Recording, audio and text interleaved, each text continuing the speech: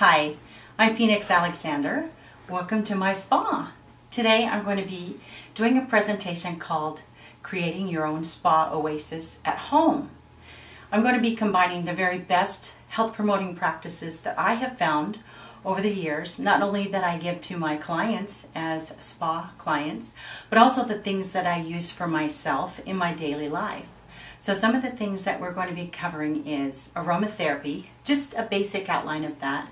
I'll be doing a much more thorough presentation of that in a different presentation, so wait for that.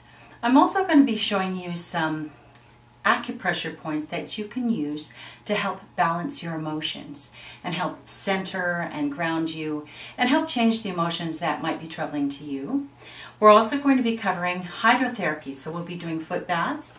In this, I have stones that are actually made to balance the chakras found in the body.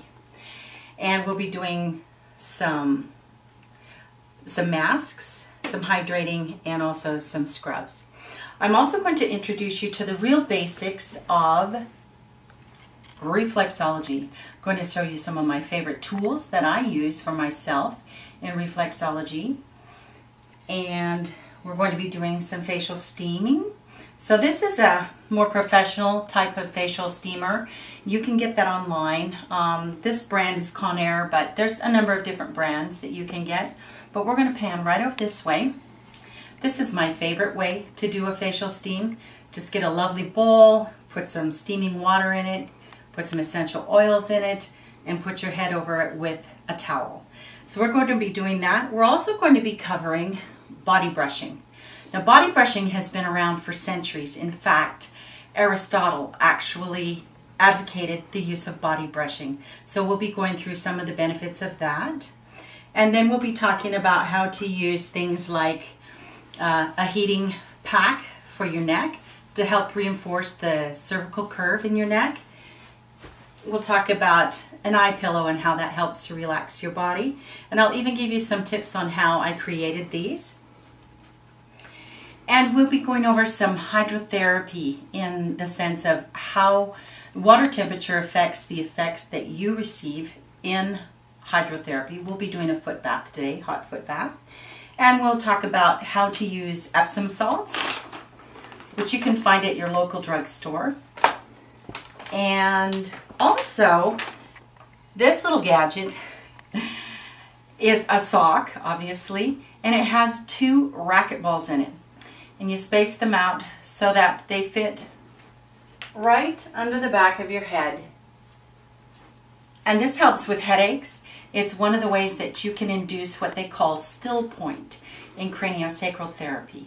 This is a really handy little tool and not well known. So I want to teach you some of these things that you can do to create your own spa oasis and also to help promote better health for yourself. I'm also going to be adding some acupressure for emotions, as we talked about, and then also breathing patterns. So these are breathing patterns to help stimulate your lymphatic system, to help calm you down, and just to create some overall relaxation. So that's just a little overview of what we'll be covering next.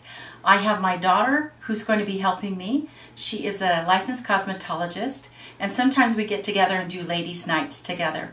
But she has some additional information that she's going to help you with in regards to hair. And so we're going to be starting very soon. I hope that you'll stay with us and enjoy this presentation of creating your own spa oasis at home. Thank you. Welcome to our hydrotherapy section. We'll be talking about the properties of using water for therapy. We'll talk a little bit about aromatherapy. We'll show you how to do a hot foot bath. Also, a mask for your feet to help hydrate them. We'll be doing a foot scrub and then moisturizing. Additionally, my daughter Ashley Stewart is going to talk to you about some great ideas how to take care of your hair. So we just wanted to show you these beautiful stones that are meant to balance the chakras in your body, so you get an extra benefit. Now, if you don't have these kind of stones, don't worry about it. Get some marbles, because your feet are going to want to do something while you're having your foot bath. So we'll begin I'd like to introduce my daughter, Ashley Stewart. She's going to be joining me today, and I'm going to go over and help with the hydrotherapy foot bath, tell you a little bit more about it.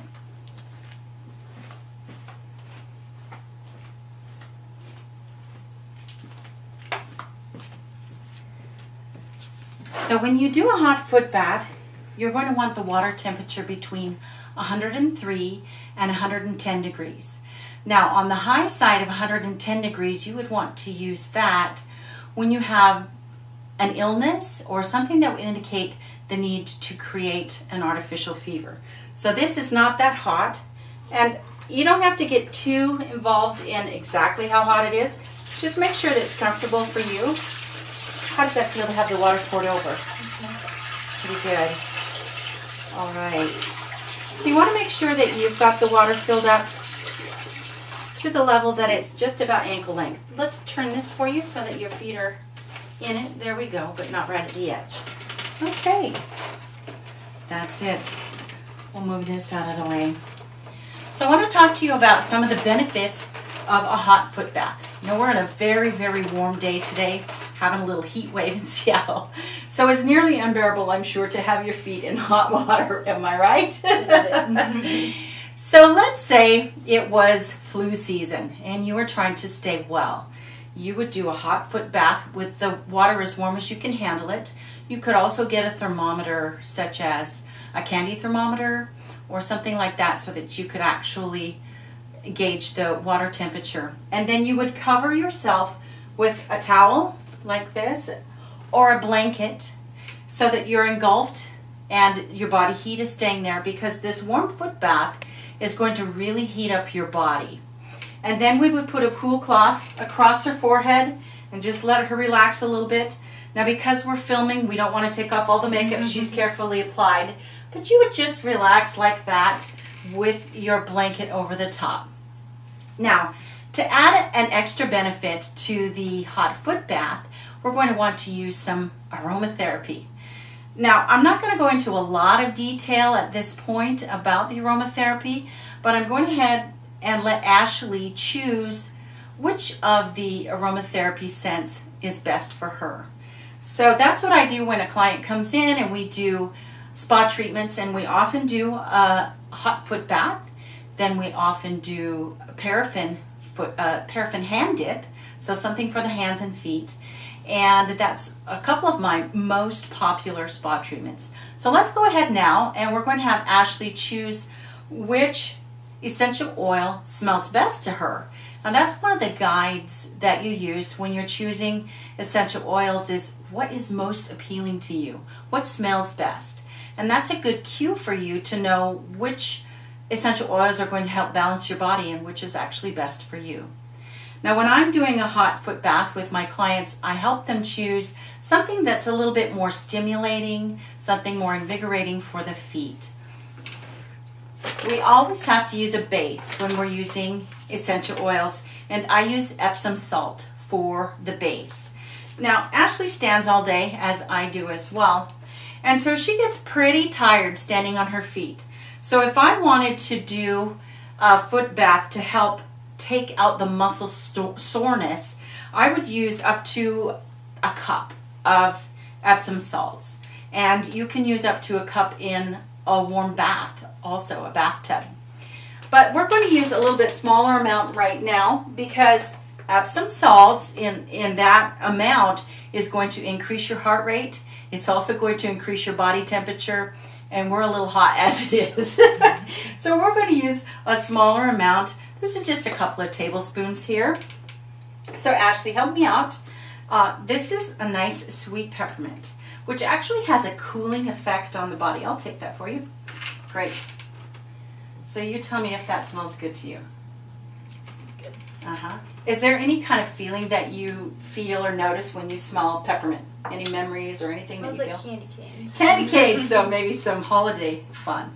This is rosemary. Rosemary is excellent for lung and sinus complaints.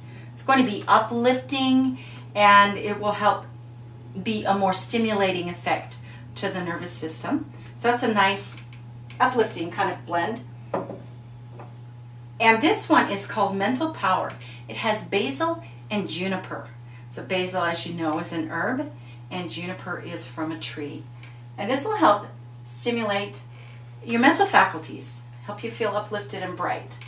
So which of those smells best to you? I'd probably say the peppermint. Peppermint it is. We'll go for some cooling.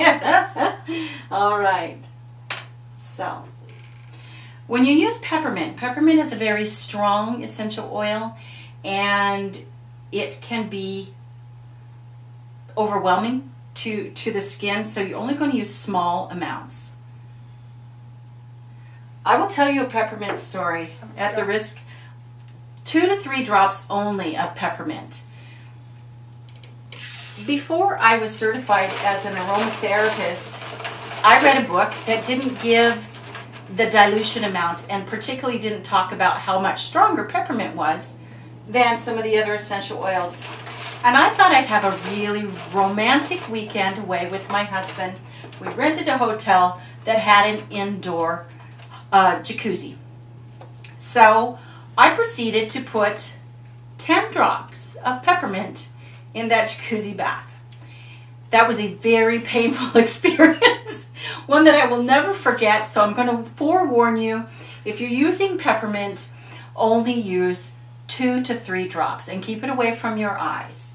Now, another thing that's really interesting to know about peppermint and spearmint, but peppermint in particular, you can take a drop of it. They call it neat when you use it straight. Now, this is the only time you would ever use peppermint neat. Put a drop on your fingertip, and I'm going to do this for you, although you don't have a headache. It will help you feel cooler. So we would put it right across the base of the neck here. Now, if Ashley actually had a headache, this could make her headache go away in 5 to 10 minutes, particularly if she spent a little bit of time, or I spent a little bit of time, rubbing right here along the base of the skull. So how does that feel? Pretty good? Pretty refreshing. Okay, super. So we're not going to take the whole time with me just talking about the hydrotherapy, but I also wanted to talk a few minutes about some of the other water temperatures that you can use. For instance, temperatures closer to the body temperature, so let's say 96 to 98 or 99 is considered a tepid bath or a neutral bath. And those are used when you just want to relax. Let's say you've had a long, hard day at the office, you want to take a nice aromatherapy bath or a nice relaxing bath. You put your Epsom salts in the water. You make sure that you add the essential oils to the Epsom salt. Draw the bath, put the Epsom salt and the essential oils in just as you get into the bathtub. Otherwise, the essential oils will evaporate in the room and the room will smell great, but all of the therapeutic benefit of being in the water will have already evaporated. So when you're using essential oils, add them the moment that you're ready to actually get in the water, whether that's your feet or your body. And a cold bath, let's say she had really achy feet. Another way to deal with that could be a very cold bath. And that would bring fresh circulation in to heat up the feet, so she would get more circulation to her feet, and that can also work really well. Everyone's heard of icing, if you have sprain or strain, and a cold foot bath would help with that. So a couple of other things that the hot foot bath can do, it can help abort a cold. So if you've got a cold, you could use something like a rosemary or eucalyptus or tea tree that would help stimulate the lungs. You would put that in the foot bath, and then you would sit back and let that artificial fever work. Another thing that it does is it's just relaxing to have your feet in the water, and it's also going to stimulate more circulation to the feet. If you're someone who has difficulty discerning the temperature of water, let's say you have diabetic neuropathy, then you're going to want to be quite careful about the water temperature that you put your feet in. But it's going to bring more fresh circulation to the feet because the body wants to maintain homeostasis. It's going to want to cool down those feet, and so it will bring more circulation to that area. So that's just a few little things that you can do with the hydrotherapy. It also works very well if you have a headache, if you have a congestive headache. Let's say that your head is pounding and you're feeling flushed and you have a tension headache or a congestive headache as opposed to a migraine headache. Using the hot foot bath is going to draw the blood from the head where there's too much congestion and draw it down to the feet again to cool that area. So there's a lot of things that you benefit with in using a hot foot bath that aren't necessarily obvious. Besides that, how does it feel? Pretty nice. Great. So I'm going to let Ashley take it away for a few minutes and talk about some of the things that you can do with your hair on your Spa Oasis day, things that you'll want to do to make sure that your hair is the best that it can be. So Ashley, go ahead and take that away. All right. So just a few basic hair tips that I came up with. First off, for color care, a lot of women color their hair nowadays. That's become more popular to do. So for each different color of hair, there's a few different shampoos and conditioners and products and things that you can use. First off, shampooing. So for blondes, a lot of times you'll notice as soon as you get your color done, it's looking fresh and vibrant and all of the brassy tones are neutralized. Everything's looking good. But after a couple weeks, things start fading out or becoming a little bit brassier. We have violet shampoos, which actually will go in and neutralize those brassy tones. You pretty much use these violet shampoos, you substitute your normal shampoo, and you just use this violet shampoo like once a week or so, or whenever you start noticing those brassy tones are coming back. You just use the violet shampoo, and that will help neutralize those brassy tones. They also have colored shampoos for pretty much every other color of hair, especially reds. Reds always fade super fast. So if you get a colored shampoo, so a red shampoo, that will help refresh that color so that you don't have to go into the salon as often to refresh your color. They also have that for brunettes to neutralize brassy tones or enhance warm tones. So for damaged hair, for conditioners, you'll want to do a deep conditioner about once a week or at least a couple times a month, depending on your damage level. But if you color or lighten your hair, you'll always want to use a keratin conditioner. This is the protein that your hair is made up of, is the structure of your hair. And when you color your hair, that protein gets eaten away pretty much. So a keratin conditioner is good to do. I know they do treatments at salons, or you can buy your own conditioner from a salon. And you'll want to do those at least a couple times a week or a couple times a month as well, once again depending on your damage level. And then you'll want to balance with a moisture conditioner. So every other time you do these deep conditioners, you'll want to do a moisture conditioner, because a lot of times the keratin protein will actually make your hair drier. It'll be strengthening the core, but it'll dry out the surface of your hair. So you'll always want to balance with a moisture conditioner. Another thing is you don't want to shampoo every day. That's a big one that a lot of people do.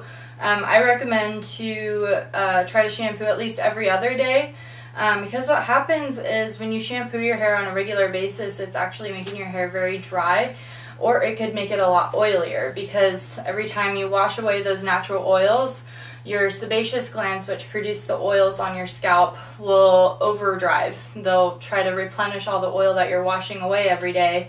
And so if you go at least every other day to wash your hair, you can use like a dry shampoo in between. They have lots of different sprays and powders. Dry shampoos will help eliminate that oil and evaporate it out of your hair and put a nice clean fresh scent in your hair. So that's always a good thing to do, so that you don't shampoo your hair every day and get rid of all of those oils that your hair and your scalp need to be healthy. Another thing is you'll always want to rinse with cold water. You can use warm water when you're shampooing, but you'll always want to rinse out your conditioner, and the last couple minutes of your shower, always use cold water on your hair. This helps to seal down the cuticle, which is the outer layer of your hair, and it helps seal in all of that moisture, and it will actually help extend your color as well. If you have artificial color on your hair, it will help seal that in so that it doesn't fade away quite as fast. Another thing you'll want to remember is that your hair is very, very fragile when it's wet. It's super elastic, and you don't want to comb your hair or brush it very rough when your hair is wet, because it is so fragile and you don't want to overstretch it or break it. And another thing, you definitely do not want to pull your hair up into a ponytail when it's wet, because when it dries, your hair shrinks and then you can cause a lot of breakage in your nape area or even on your front hairline. So do not ever put your hair in a tight ponytail when it's wet. For styling tips, if you blow dry your hair, you'll always want to angle the blow dryer downward, so that once again the cuticle of your hair is being pressed down and sealed in, so all the moisture is being sealed in, and that will also reduce frizz and flyaways and breakage, all sorts of stuff. And for curly hair, you never want to use a normal blow dryer. You'll want to get an attachment that you can put on your blow dryer. It's called a diffuser, and that will help disperse the heat and the pressure of the air, so that you're not using a bunch of pressure, and naturally curly hair will turn into an afro when you use the blow dryer. So you'll want to get a diffuser attachment. You put it on the blow dryer and you can flip your hair upside down, and you'll want to use a leave-in conditioner. That's very, very important for naturally curly hair and for naturally any hair type in general, unless if you have super fine hair. It's always good to use a leave-in conditioner to help restore that moisture balance. But anyway, so for curly hair, you can flip your hair upside down, use a diffuser, and that will help seal in the little ringlet curls instead of making it into a giant frizzy mess. And leave-in conditioners are one big thing that has been worked on the last couple decades. There wasn't a lot of leave-in products available for a long time, and they've been definitely advancing with all of that. One of my favorites is called It's a 10 leave-in conditioner. It's pretty much your all-over leave-in conditioner. It has pretty much everything you need to, including a heat protectant, which is once again always very, very essential for you to use, especially if you curl your hair or flat iron it or blow dry it. And naturally curly hair is much more susceptible to being dry. So once again, naturally curly haired women always need to be using either a curl cream or a leave-in conditioner. And I always say to use the leave-in conditioner from your ears down, because this helps prevent your roots from getting greasy. And that goes for everyone. Once again, everyone can use leave-in conditioners. They help pretty much everyone. They extend your color. There's all sorts of different ones to use, but that's always a good idea, especially to use a heat protectant as well. And a lot of leave-in conditioners have that included into the leave-in conditioner. So yeah, that's pretty much it. Oh wait, hold on. One other thing about the whole unwashed hair thing. One good thing to know is if you're doing updos or curling your hair will stay a lot better if your hair is unwashed for at least 1 to 2 days.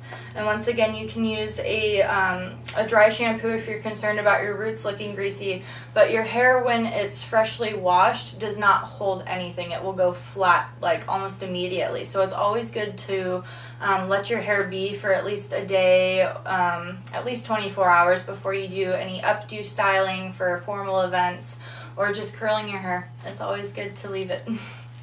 Excellent. Right. Thank you, Ashley. I No appreciate problem. those tips. I'm going to zoom out a little bit here and join Ashley in the picture.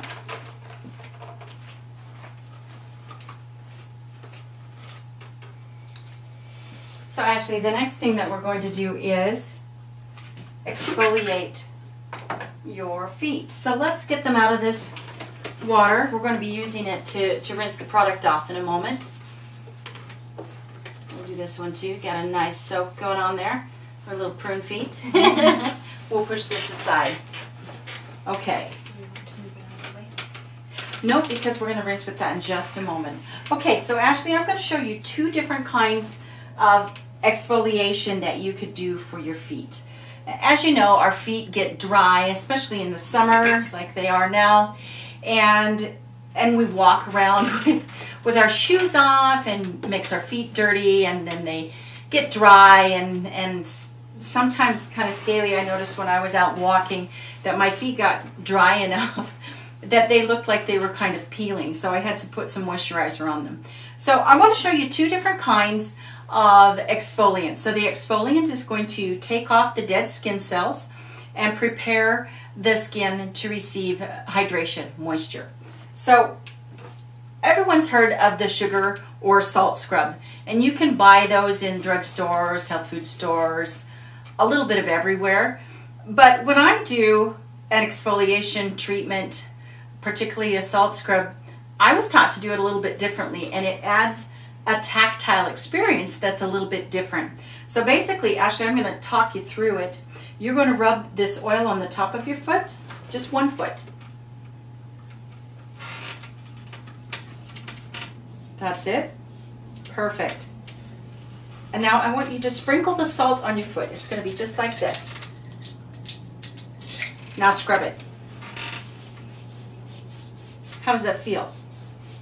Invigorating. Invigorating, yes. Exfoliation, especially with a sugar or salt scrub, is definitely invigorating.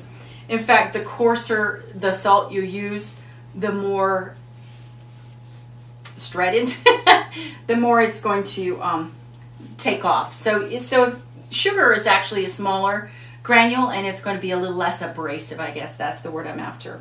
So let's go ahead and do the bottom of that foot also. I wanted you to experience both kinds so you could tell me what you think feels the best to you.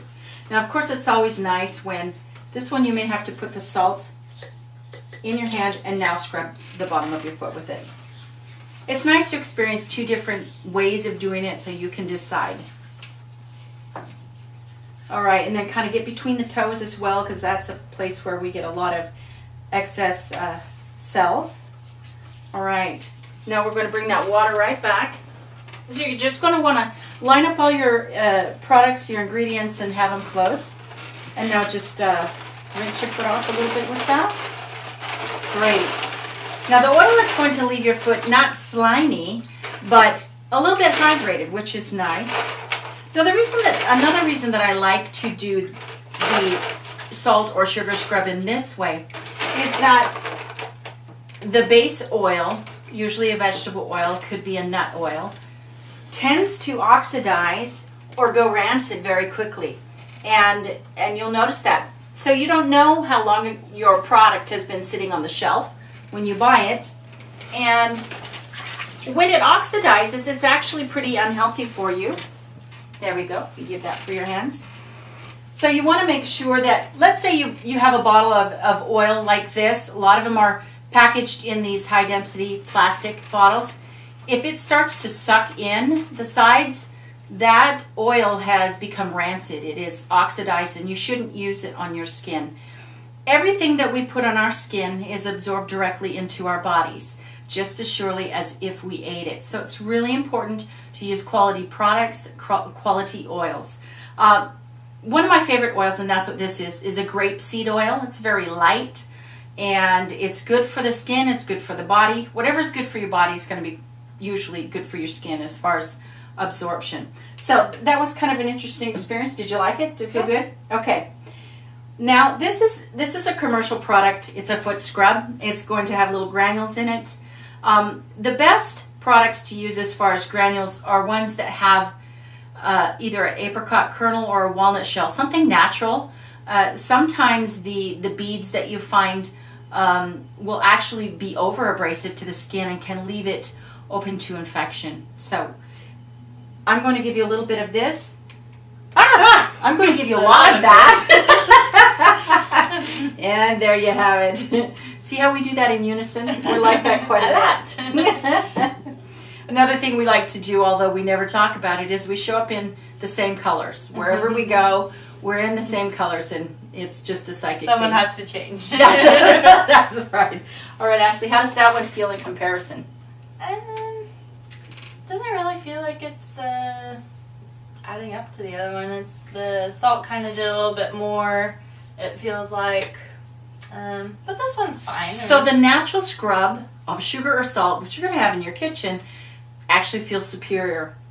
This one has a little peppermint in it, so you probably feel a little tingling as well. Yeah. All right, so we'll pull this over again and let you rinse your foot off.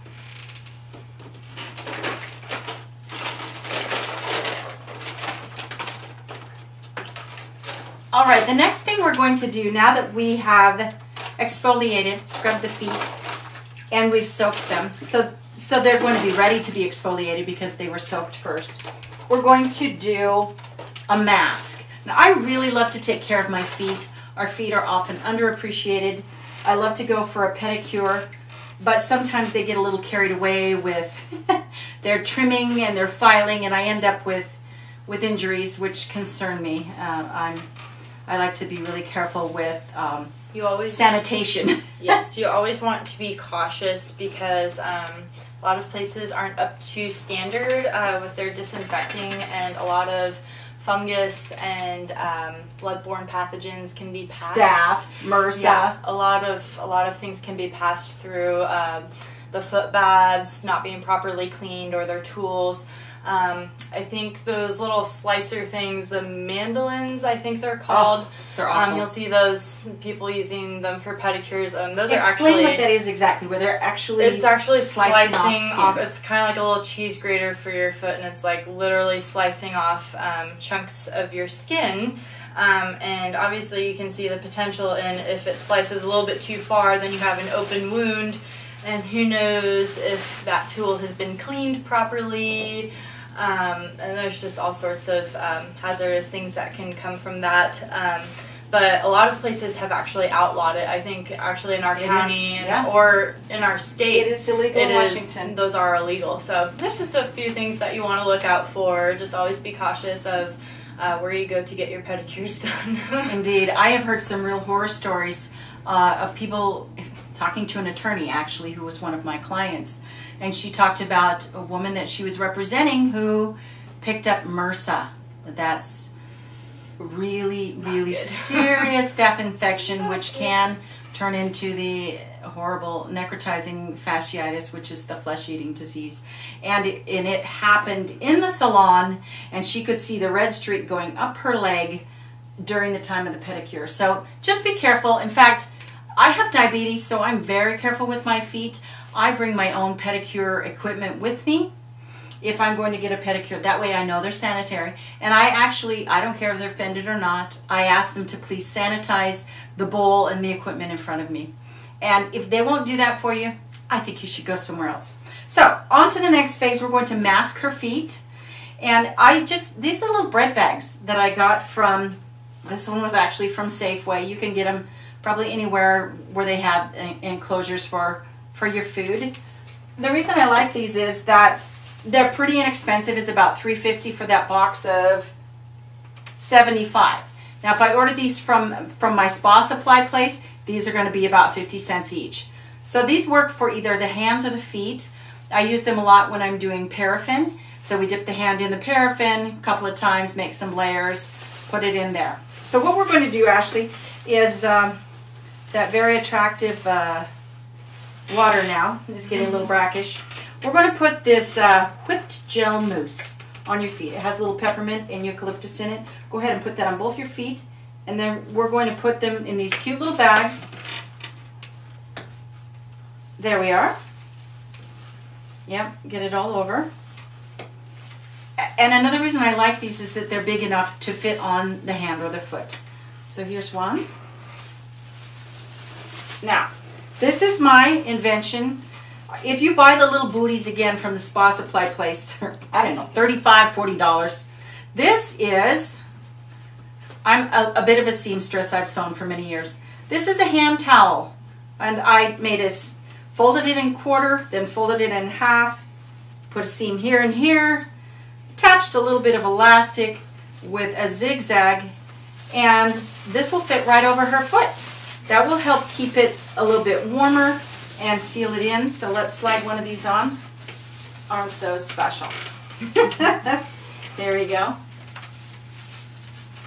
All right. So she's going to have her little booties going on with the mask there.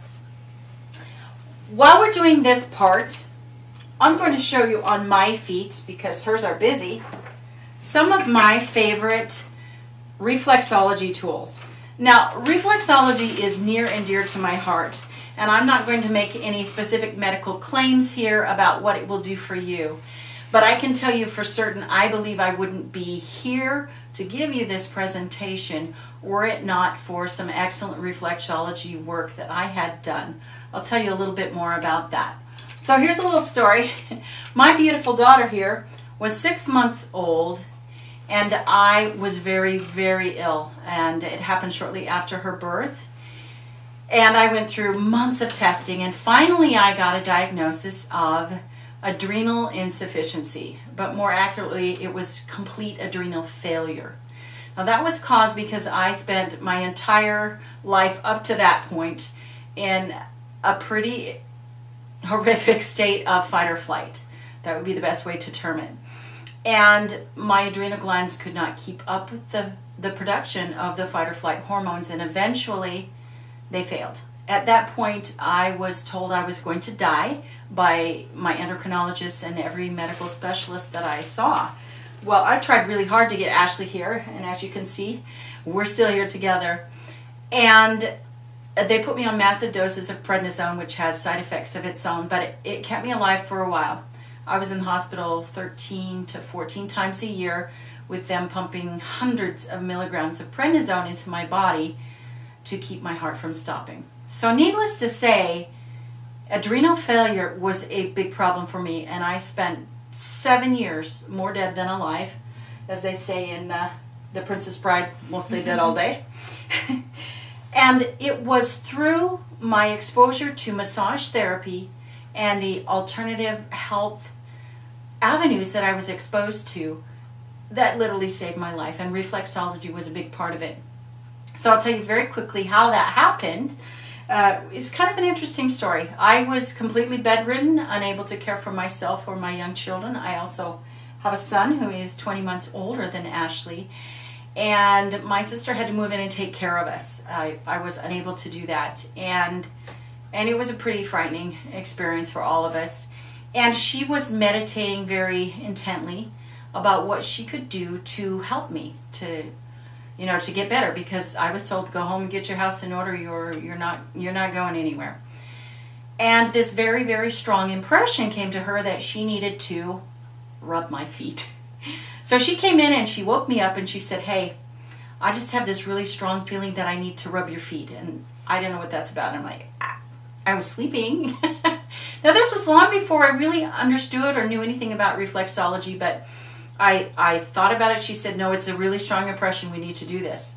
And so I remembered that in my file cabinet, this was long before the internet or anything like that, there was a foot reflexology guide that had been given to me by my grandmother, who was then deceased. So she went in and got it, and we pulled out that foot reflexology map, and she began working on my feet, and sure enough, the adrenal reflex, which is, you want to hold these for me? Vanna, my lovely assistant. Mm-hmm. The adrenal reflex, this represents the waistline here, is right about here.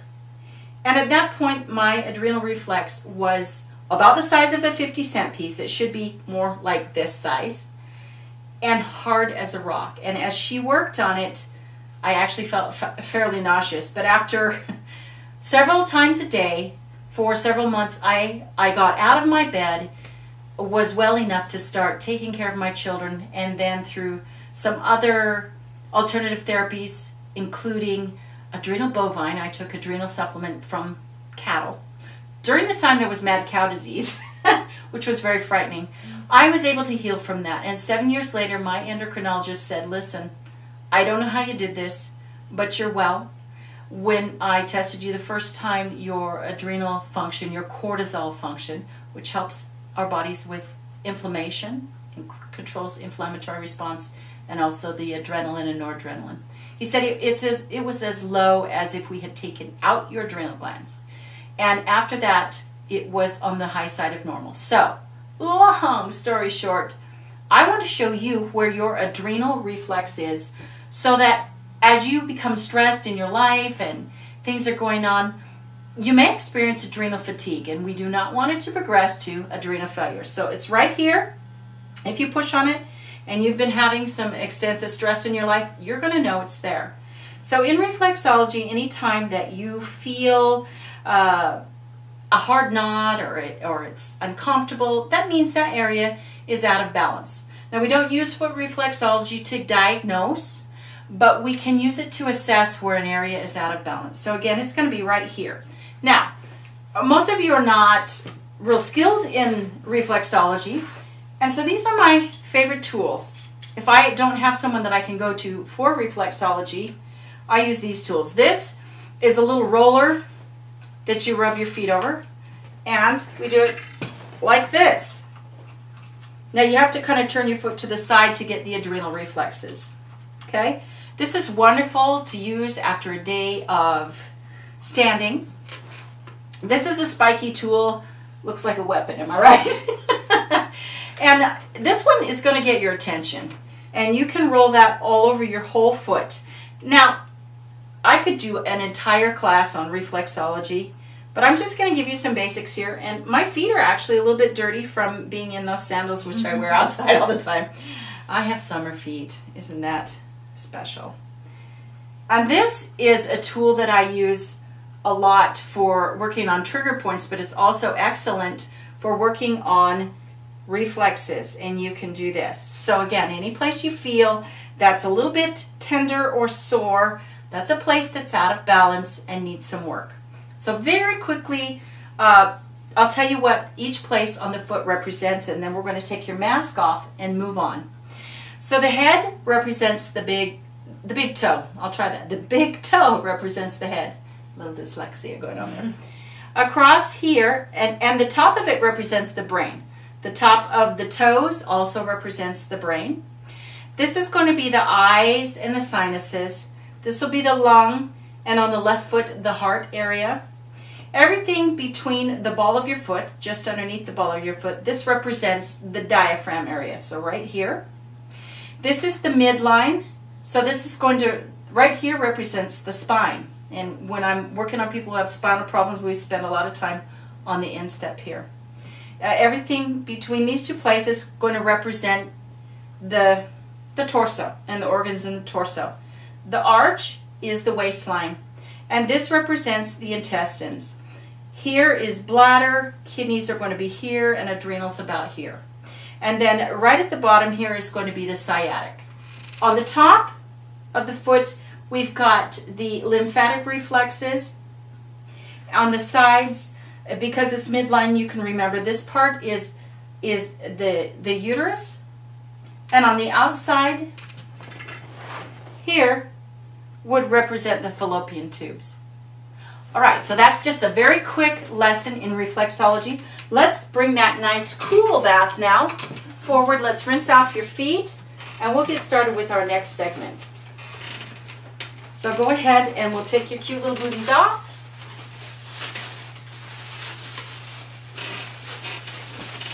There you go. All right, go ahead and dip your feet in, rinse them off, and dry them off.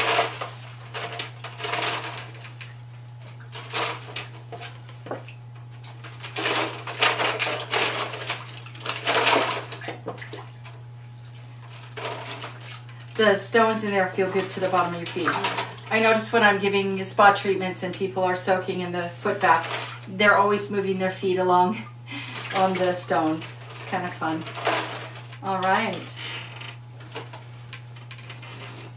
So let's dry your feet, and then we're going to end with hydrate. So you're always going to exfoliate and then hydrate. So this is a commercial product. It has some peppermint and lavender in it, and it's a deep moisturizer for the feet. So we'll let you go ahead and put that on.